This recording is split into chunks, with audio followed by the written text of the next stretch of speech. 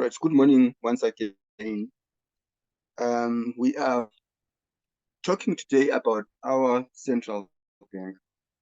The broad topic is on central banks. That's what we have according to our module outline.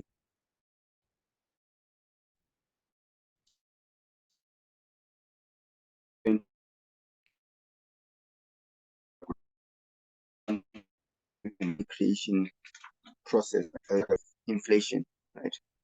So that's going to be the last thing for us to do.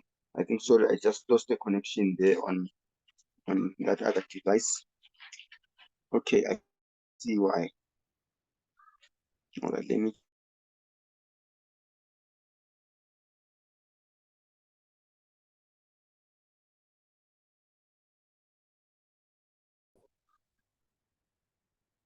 All right, we have it again. So just out of interest sake, we are really not going to be examined about this, but we just want to start off by looking at the management structure of the South African Reserve Bank, which is similar to what most countries have around the world, right? But first of all, you do have the board of directors. The Reserve Bank is governed by a board of directors. By the way, I shared these notes in the book. I hope you've had time to go through them. The Reserve Bank is governed by a board of directors, which is responsible for overseeing the operations of the bank. The board typically consists of non-executive and executive directors, including the governor and the deputy governors. And then we do have the governor again, and then this is the highest ranking official. He is the highest ranking official and is appointed by the president of South Africa. And then the governor is responsible for the overall management of the central bank and plays a crucial role in the monetary policy. I think I had a video posted on my status not so long ago, the governor making some statements. Maybe if we have time, we will go through that video again. Right, and then deputy governor.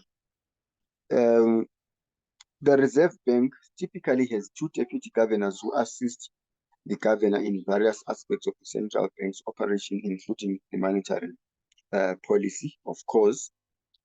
And then we have the MPC, which is the Monetary Policy Committee. This, I think we normally hear of them a lot whenever there is a change in the monetary policy. They talk about this committee in particular. So the MPC is responsible for making decisions regarding the monetary policy in South Africa. It consists of a group of experts, including the governor, the deputy governors, and other members appointed by the president. So the MPC meets regularly to assess the economic conditions and determine the appropriate course of action regarding the interest rates and other monetary policy tools. Okay, and then the Executive Management Committee comprises of senior executives within the central bank. They play a crucial role in the day-to-day management and decision-making process of the bank. All right. Then let's look at the decision-making process within the central bank. So it follows this structured and transparent framework. So number one is data analysis. So the Reserve Bank's research and analysis department gather and analyze economic and financial data to assess the current state of the South African economy. I think I closed off. I had a few pages open of some of the data that we basically get from the Reserve Bank. I just closed it like now. I was going to show you, but it's typically what you guys did on ECS 2603 when you're dealing with financial indicators. So that's the financial data that is gathered by the Reserve Bank's research and analysis. So it will give you information on the labor, like what's they call it the labor surveys, right? You get information on the labor survey, maybe to let you know on the unemployment. Some of it is gonna give you information on the GDP. You'll be looking at GDP maybe per private sector and public sector, etc. So this department here is responsible for gathering all that information. So that information, I think if you made use of that in that other module, ECS 2603, you're basically assessing the current state of the economy, right? So they'll basically give you information. Maybe that information you can have a look at, maybe the unemployment rates, you know. Sometimes you're looking at the unemployment rates per province and the likes, you know, the GDP, you have a look at your taxes and the likes. So that's what you have. So it basically gives you an overlook of what the economy is, or the state of the economy on during a particular year. All right. And then when you have that information, you can then, of course, have monetary policy committee meetings, right? And then the MPC holds I'm done. regular meetings, right? The I'm MPC done. holds, yes. I can't. I don't know if it's on my side, but I can't hear you. Oh, okay. So sorry about that. And your voice is sounding so low also. Really? Probably, yeah. Let's hear Trevor. Maybe Trevor, let's can ask you someone. hear me on your Is side? it on my? Hi, Trevor. Can you hear him? Yes, I can hear you very well. On my side is silent. Oh, okay. You know what? Let me just log out because I can't hear you. Let me just log out and log in again. And come back in. All right, that's fine. I think I'm also gonna speak a little bit louder. I'm also gonna speak a little bit louder. All right, maybe let's just give you a few seconds to come in. The Monetary Policy Committee holds regular meetings to review economic conditions, inflation, and other relevant factors. During these meetings, members discuss and debate the appropriate monetary policy stance, including interest rate decisions. Right. So once they've got access to this information, then they're obviously going to make use of that information in deciding what the stance is. And then they can make an announcement, and then there's an implementation of the policies there.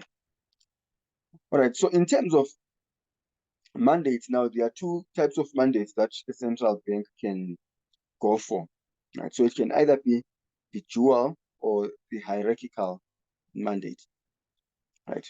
The dual mandate and the hierarchical mandate are terms often used to describe the primary objectives of central banks, such as our own Reserve Bank here, and the prioritization of those objectives. So these terms are not official terminology, but are used to explain the central bank's responsibility and decision-making framework. So what is the dual mandate? I think once there was a question on one of the previous examination questions where you had to explain the difference between the dual and the hierarchical mandate. So the dual mandate refers to a central bank's responsibility to pursue two primary objectives simultaneously. So what are these? Price stability and full employment, which is also economic growth. So price stability means maintaining low and stable inflation rates to ensure the purchasing power of the currency remains relatively constant. And then with full employment, supporting conditions for maximum sustainable employment and promoting economic growth. So the idea behind the dual mandate is that a central bank should balance both inflation and support economic growth. This approach is commonly associated with the central banks in countries like the US, where the Federal Reserve has a dual mandate of price stability and maximum employment. So the dual mandate is often considered appropriate when a country's economic conditions require simultaneous attention to both inflation and economic objectives. So it acknowledges that inflation control alone may not be sufficient to achieve the overall economic stability and well-being. And then the hierarchical mandate, this one suggests that central banks have or has a primary or dominant objective and other goals are secondary. The central bank prioritizes its primary objective before addressing other ones. So, for example, a central bank may have a primary goal of price stability, and other objectives such as economic growth, employment, and financial stability are considered secondary. The appropriateness of this mandate depends on the economic circumstances and specific challenges facing the country. So the hierarchical mandate can be suitable when inflation control is considered the most critical objective, and then especially in cases where high inflation threatens economic stability and public confidence. So, however, it may be less appropriate if the economy faces severe unemployment or a growth challenge that require more immediate challenge. For the South African Reserve Bank, its primary mandate is specified in the South African Reserve Bank Act, which emphasizes price stability. So, which means South African Reserve Bank primary goal is to achieve and maintain price stability, which is crucial for preserving the value of the rand and supporting economic growth. Right, but if you notice now, okay, let me first finish this and then we can talk about it. While the Reserve Bank also considers employment and growth, these objectives are secondary to the primary focus on price stability. So Section 224 of the Constitution states that the primary objective of the South African Reserve Bank is to protect the value of the currency in the interest of balanced and sustainable economic growth in the Republic. So you want to ask yourself the question now, what mandate does the South African Reserve Bank follow? So the Reserve Bank has a mandate defined by this Bank Act, South African Reserve Bank Act of 1989, which outlines the primary objectives and function. So the most important one, of course, is price stability. So the primary and most important mandate of the South African Reserve Bank is to achieve and maintain price stability in the Republic. This means controlling inflation and keeping it within the target range to support overall economic stability and well-being of the country. So this basically, just by looking at the arrangement of this, you can already tell that we use the hierarchical mandate for the South African Reserve Bank. We don't have the dual mandate. So which means our first and most important is price stability. So we want to control inflation. And seemingly, we are doing that at whatever cost. Seems like we are doing that at whatever cost. I'm going to share the video on the group and then you guys will let me know what you think about that. But basically on the video, the governor was stating, he was actually responding, I believe, to a question about an increase in the interest rates and what he thinks could be the effect of that, in the sense that does it really affect the poor? Or in his opinion, actually, you are saying it doesn't really affect the poor, an increase in the interest rates. Actually, he didn't say the poor. Let me quote him directly. You are saying the unemployed are not affected by an increase in the interest rates, right? So you are saying an increase in the interest rates basically helps the unemployed. So it can only hurt the borrowers, right? But it helps those that are unemployed because it controls inflation. So I would love to know what you guys think about that. I'm just going to post it later after the class. Then, of course, the Reserve Bank deals. Yes. Are you actually going to tell us what you think about it as well? Yes. I'd like to hear what. Okay. Okay. Okay. But I'm more interested in hearing what you think also. Okay, no problem. Perfect. All right. And then, of course, the Reserve Bank is responsible for currency issuance, right? Which is issuing and managing currency and coins, okay, of the Republic. It ensures the integrity and availability of the currency. So in terms of our currency, there are two companies that are basically responsible for not issuing but making this currency or producing this currency. The other one is the Mint Company. I believe the other one is the Mint Company, and then the other one, I can't remember the name of the other one. I think I heard it from last year's class. But these companies are basically subsidiaries of the South African Reserve Bank. So subsidiary is a company that is owned wholly by another company. So these companies are owned by South African Reserve Bank. So I don't know. I think one of them is in Pretoria. I can't remember where the other one is, but most likely in Pretoria also. So the other one is responsible for making coins, and then the other one is responsible for doing our notes, printing out the notes. There was a guy not so long ago, a Mozambican guy, who performed a heist, but it's many years ago. Maybe most of you guys were not born by that time. But this guy, he actually stole coins from one of these companies, like the one that deals with coins. So he stole coins. So he had a lot of money. He had millions, but those millions were in coins. So yeah. So imagine if you could break into break into that company and steal some of that money. Right. But basically the money is printed there, right? So money is just money, right, when it's there. And then it really becomes useful once it has been issued to the public. So our monies obviously have got serial numbers. So which means at any given moment, the Reserve Bank should know how much money is in stock, right? How much money is in stock. And by the way, money is a stock variable, right? Because you know how much there is in circulation. You can easily find that out because they are responsible for printing it. So once the money has been printed out, it runs circles, of course, it runs circles, and then it eventually, some of those notes get torn and what have you, so they eventually need to be replaced by other notes. Right? So all that falls under the responsibility of the South African Reserve Bank, of which they normally do that through the subsidiaries. I think in total they should have like 3 subsidiaries, and of which 2 of those are responsible for dealing with the money. I can't remember what the other one is responsible for. I haven't checked that recently.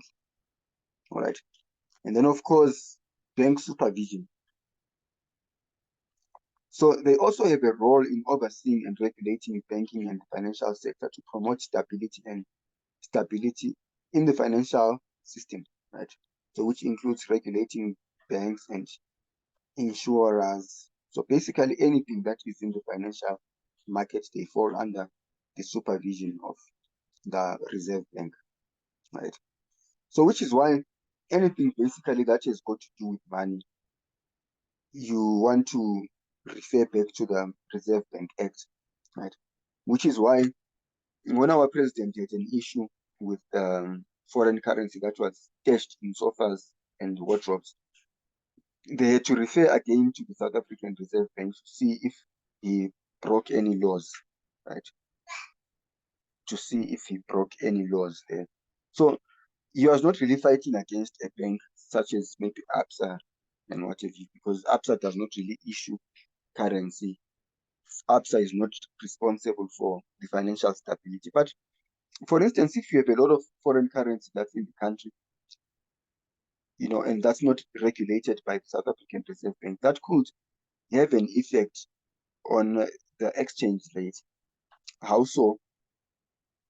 If, let's say, the United States decides to print some US dollars and then they come and bribe a certain institution here and then flood it with US dollars, it basically means there is a supply of US dollars. And once there's a supply of US dollars, there's bound to be a depreciation of the United States dollar against the currency that's against the local currency, right? So that cannot happen without the South African Reserve Bank knowing. So which is why every kind of foreign currency that comes into the country has to at least go through the South African Reserve Bank, right? So that they are able to regulate. Otherwise, there can be fluctuations in the exchange rates, which the South African Reserve Bank cannot explain, right? And then we, of course, know by now the effects of those fluctuations. You see, if our market has been flooded with foreign currency, it basically means our currency is going to appreciate.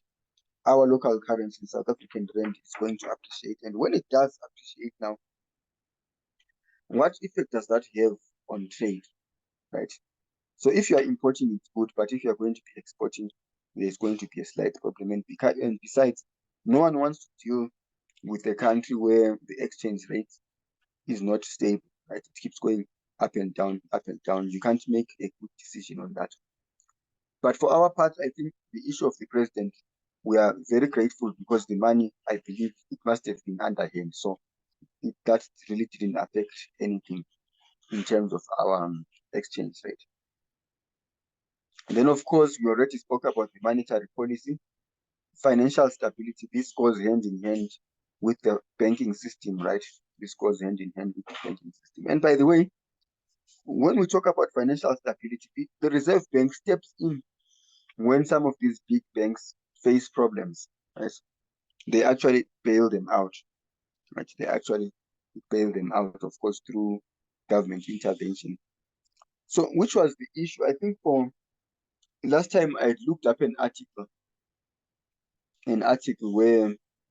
where Busisiwe Mkhwebane had an issue, which is the previous public protector had an issue against the South African Reserve Bank, right? I think she had some damning findings against the South African Reserve Bank, but again, she didn't win that case, right? When the case was taken on review with the law. But the issue had to do with ABSA. So the Reserve Bank gave ABSA a loan, which ABSA didn't pay back that loan. So Busisiwe Mkhwebane was, because it was some time back, and was questioning why ABSA didn't pay back that loan. So, but I think the issue was they were saying that she overstepped her boundaries in terms of investigation. She was not really supposed to investigate that. You see, but the Reserve Bank does, of course, step in and give out some bailouts, right? Does give out some bailouts. And then, of course, the exchange rate policy. So while not explicitly stated in its mandate, the Reserve Bank also plays a crucial role in managing the exchange rate of South Africa to ensure it remains stable and supports the broader economic goals. All right. And then let's look at now the channels through which the Reserve Bank operates. So the most important one is interest rate channel. Right. The most important one is the interest rate channel. I know we've spoken about this in other classes, but we'll just briefly give an outline here. So the Reserve Bank sets the repo rate, which is the interest rate at which it lends the money to commercial banks, right? And then changes in the repo rate have a direct impact on the short-term interest rates in the economy. And then when it raises the repo rate, the borrowing costs for businesses and consumers increase, therefore leading to reduced borrowing and reduced spending. And then conversely, when the repo rate is lowered, the borrowing costs decrease, and then it stimulates borrowing, spending, and economic activity. So what are the advantages of that? So which is advantages of the interest rate channel, right? And by the way, when we talk of a channel, we're looking at the various channels in which they can take to influence the economy, right? We're basically looking at those, right? How the South African Reserve Bank can want to influence the economy. So it's through different channels. So the advantage of that is the direct and immediateness of this one here. So it has an immediate impact. So which is why whenever we talk of a change in interest rates, people really want to talk about it. Even the governor wants to make a comment on that. And then clear signaling of the central bank's monetary policy stance. So we see that on the interest rates, and then it obviously influences consumption, investment, and inflation expectations. For instance, if there's certainly an increase in the repo rate, there's a likelihood that it's because there's an expectation for the inflation to go up. So once there's that kind of expectation, the response from the South African Reserve Bank would be to increase the interest rates. Then the disadvantage, limited effectiveness in controlling the long-term interest rate. So we saw that the repo rate pretty much affects the short-term interest rate. As we are sure of that, but the long-term interest rate, no. Takes time for policy rate changes to affect the real economy, they may not be sufficient to address exchange rate fluctuations and external economic shocks. Right? Sometimes some of those problems arise because of external factors. So our interest rates, our changes in interest rates may not be sufficient enough to make that to make those changes or to make an effect there. And then the exchange rate channel. So South African Reserve Bank can influence the exchange rate through intervention in the foreign exchange market by buying or selling foreign currency reserves. The central bank can impact the value of the rand relative to other currencies. So we're saying the one time that they obviously have got reserves, right? They've got foreign currency reserves, normally the United States dollar, right? So sometimes if they are selling these off, what are they doing? What effect does that have? And if they are buying that, what effect does that have? So if they sell off United States dollar, they are basically reducing the currency of United States dollar relative to their own currency. Then if they are buying the United States dollar, then they are basically increasing the United States dollar value and then depreciating our own currency. So China has got very huge reserves of, I think, the biggest reserves in the world outside of the United States. They are held in China, right? And for some reason, China is now teaching them, right? China has been teaching them actually over the last couple of years, and many other countries are following suit. So a weaker rand, so which is an exchange rate depreciation, can boost exports by making South African goods cheaper for foreign buyers and potentially increasing economic growth. Then a stronger currency can reduce import prices and then also help control inflation. So this is a case where if the inflation is imported inflation, for instance, if there has been an increase in the oil price, or there's been an increase in basically any of these commodities that we import from other countries, then a stronger currency can control that kind of inflation. So we are not really taking from those other countries, right? Then advantages, there's a direct impact on the external competitiveness of South African business. So in terms of exports and imports, and then can help manage inflationary pressures caused by currency movements, right? So this can be caused either by currency movements or, like I said earlier, inflation in other countries can easily jump into our own country. So we can control that again by regulating the value of our currency. And then supports export-oriented industries during weaker global economy. And then disadvantages, the exchange rate interventions may not always have the desired effect due to global market forces. So we can't really control global market forces, right? And then this can also deplete our exchange reserves, potentially limiting the central bank's ability to respond to future crises. And then may lead to currency volatility and speculative behavior in the foreign exchange market. So that's what basically happens there. So let's just peruse through and see what's on the textbook there. I think I had the textbook close by right here. Right. Tando, can I ask a question that is like, I think it's silly, but I just want to know. So is it possible for like our central bank to borrow money from the federal bank? Of the United States? Yes. To borrow money from the United States? Yes. Okay, I'll have to, it's a very good question, but I'm gonna have to find out on that if the Reserve Bank can directly borrow money in its own capacity. I'm not too sure of that. But okay, thank you.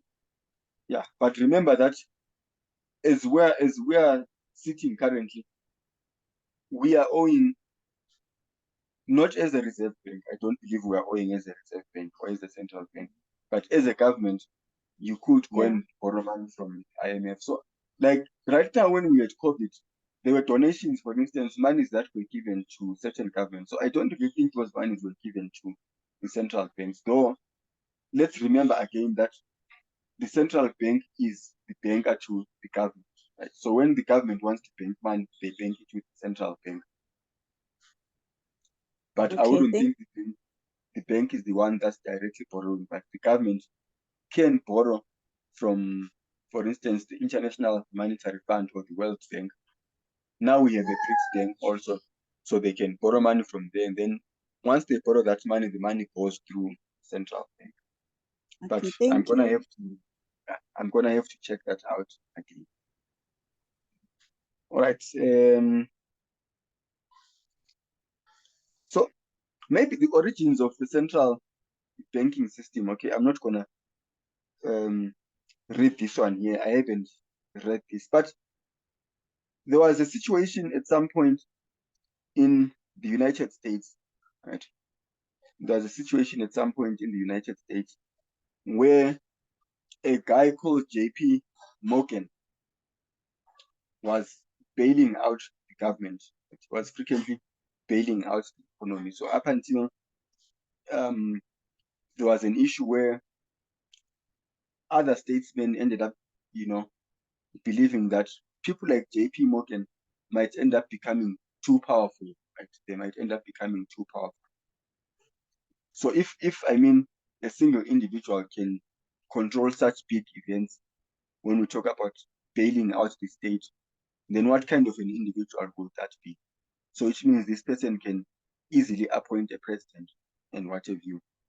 So that is where, particularly in the United States, they had to decide that we should have a national bank. We should have a national bank where when we have a crisis, we don't go running to people like JP Morgan.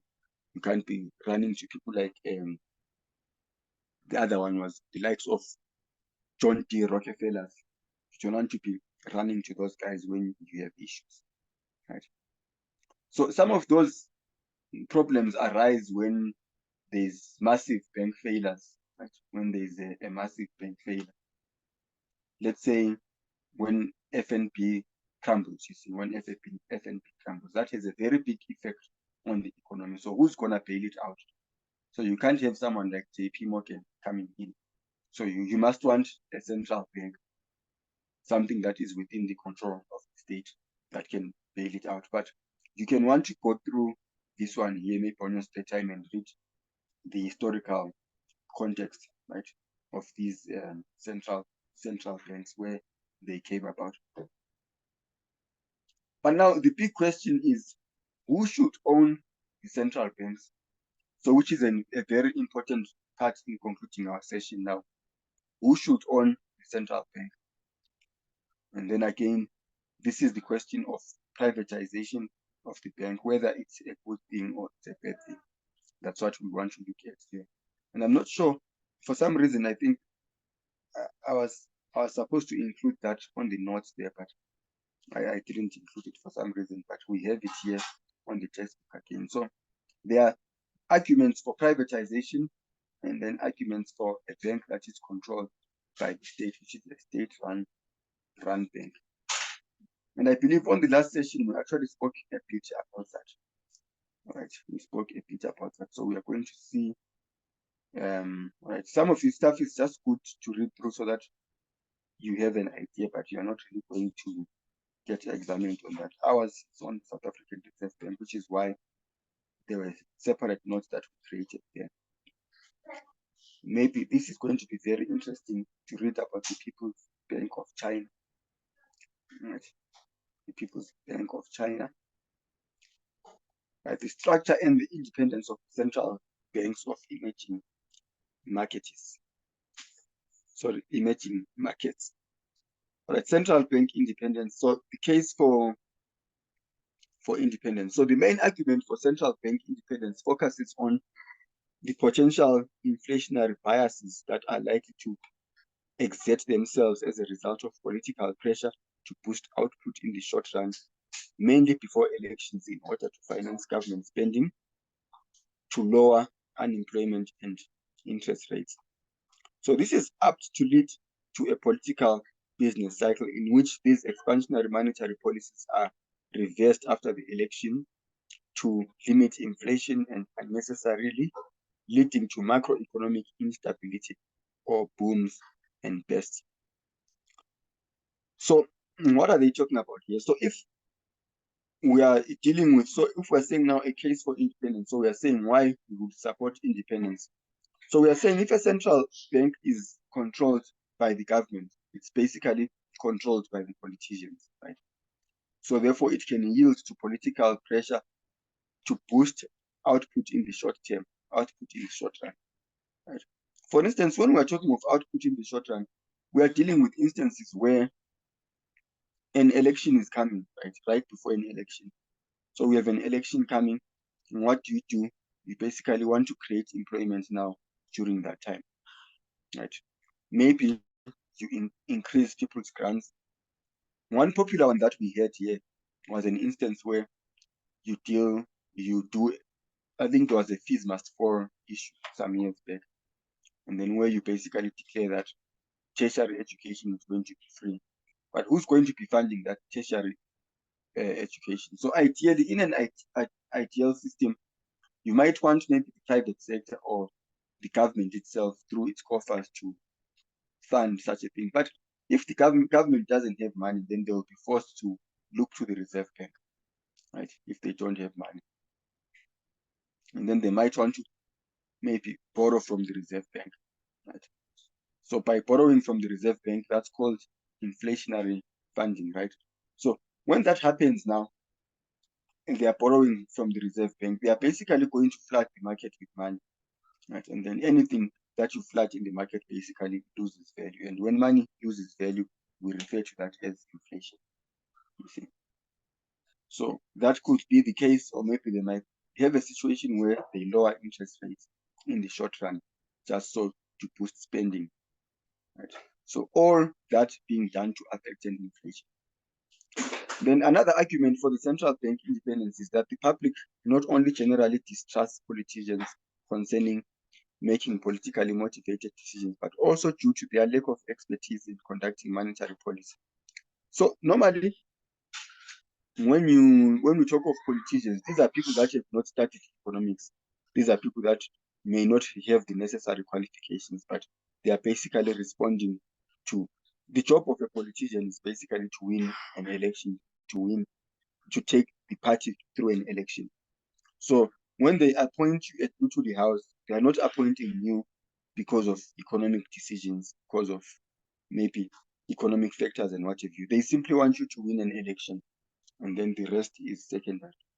So which is why the public does not really trust politicians. So according to the principal urgent problem, which was discussed in chapter 7, both politicians and the central bank have incentives to act in their own interest rather than in the interest of the public, of course. So which is what we are talking about. You want to act in the interest of the political party that appointed you, you see. So which may not exactly be in the public's interest. And then thirdly, the politicians often opt for more central bank independence, especially when there is disagreement between policymakers regarding unpopular macroeconomic decisions. So in this case, politicians can grant more independence to central bank in order to avoid public criticism. So this was the case with these emerging economies that were forced to float and to liberalize their domestic currencies in order to gain integration with the global market. So when you're floating your exchange rate, or when you're floating your currency in the exchange market, you're basically not fixing it against other currencies. So you allow the laws of demand to work on that currency. So all that is because of pressure. So what about the case against the independence? So the main argument against central bank independence is the macroeconomic stability. Is that macroeconomic stability can best be achieved if monetary policy is properly coordinated with fiscal policy. So since the government is basically or is generally responsible for the macroeconomic performance of the country, opponents of independence argue that it must have some degree of control over the monetary policy. of course, right? And then the opponents also argue that central banks are not necessarily immune from political pressures anyway. So the theory of bureaucratic behavior suggests that the objective of bureaucracy is to maximize its own welfare, akin to consumers' behavior that aims to maximize personal welfare. So that central bank can pursue a course of narrow self-interest to increase its power and prestige at the expense of the public interest. You see. So which could be the case that we might be dealing with here now. So which was the big question that Mkhwebane was asking. In whose interest is the central bank working? Is it in the public interest or in its own interest? So when we're talking of its own interest, then we're talking about the interest of its owners, you see. So which is part of what we are going to be discussing after I send that video there. All right.